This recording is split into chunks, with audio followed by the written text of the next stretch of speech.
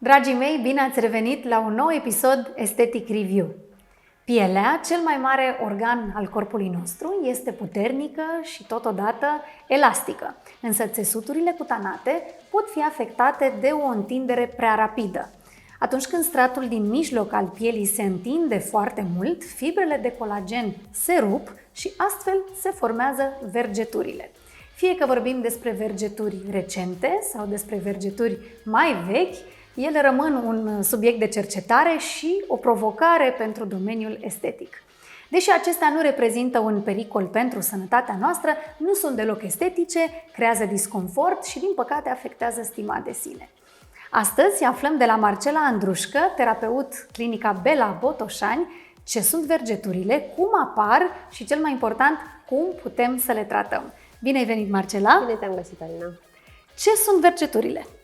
Vergeturile sunt niște leziuni ale pielii care apar atunci când țesutul conjunctiv de colagen se rupe datorită forțării, întinderii. Și atunci apar aceste mici linii fine ce pot fi pe orice zonă a corpului.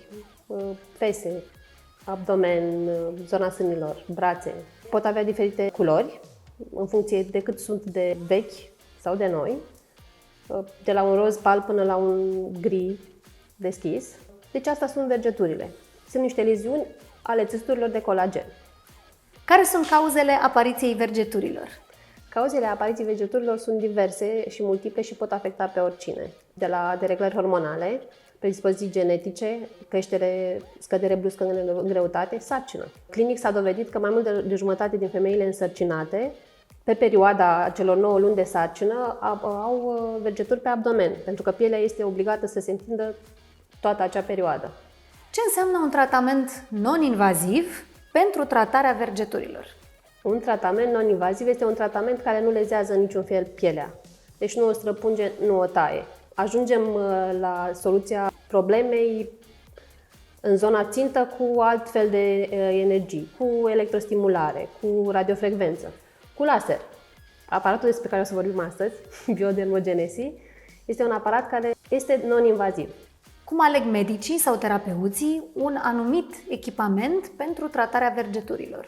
Când alegem un tratament pentru tratarea vergeturilor, ne gândim în primul rând la studiile clinice, la tehnologia pe care o vom folosi și, foarte important, la cât de confortabil este pacientul în timpul procedurii. Astfel, ajungem la Biodermogenesis, care este un echipament care se bazează pe o sinergie între câmpul electromagnetic, vacuum și electroporație, ajungând în profunzimea pielii, activând în primul rând membrana bazală a vergeturii. Și atunci reușește cumva să activeze melanocitele, da? Deci activitatea melanocitelor, vergetura reușește să se bronzeze. De aia este foarte important ca după tratament să ne expunem la soare și să uniformizăm cumva pielea, lucru care nu se mai făcea până acum. Cum funcționează tratamentele cu Biodermogenesis? Biodermogenesis reușește să restructureze imediat și să reorganizeze straturile pielii. Reușește să reactiveze producția de colagen și elastină și reactivează activitatea melanocitelor, lucru pe care l-am zis mai devreme. Nu se mai făcea până acum, după orice procedură nu aveai voie să te expui la soare. E unul dintre motivele pentru care l-am ales pentru clinica noastră. Nu ne limitează la un anotimp. Îl putem folosi în orice anotimp, pe orice tip de fototip și suntem mult mai deschiși spre acest lucru.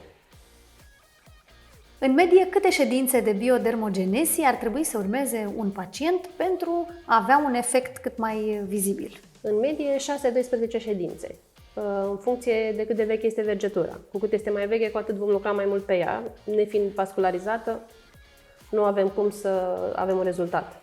Și atunci, 12 ședințe pe o vergetură minim veche. În cât timp apar rezultatele? Cât timp se mențin rezultatele? Rezultatele apar în primele ședințe și se mențin în jur de 5 ani după tratament. Asta nu înseamnă că trebuie să renunțăm la un stil de viață sănătos. Mergem la sală, bem apă, e un lucru foarte important. Tot timpul vorbim cu pacienții, când începem un tratament corporal, minim 2 litri de apă pe zi, indiferent de tratament, inclusiv Biodermogenesis. Este obligatoriu. Care este perioada de recuperare după o ședință cu biodermogenesie? Fiind un tratament non-invaziv, nu are nevoie pacientul de o perioadă de recuperare după el. Indicăm să meargă la solar imediat după, să vedem uniformizarea pielii. Deci nu avem un timp de recuperare. Care ar fi contraindicațiile tratamentului cu biodermogenesie?